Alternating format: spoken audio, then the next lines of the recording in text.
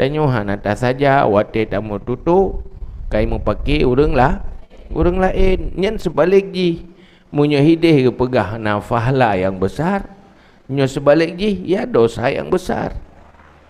Bantai nyo mu tutu urang tengah gad kahana gad li, urang tengah tenang kahana li ketenangan. Nyan ka dosa. Di luar daripada halnya diam.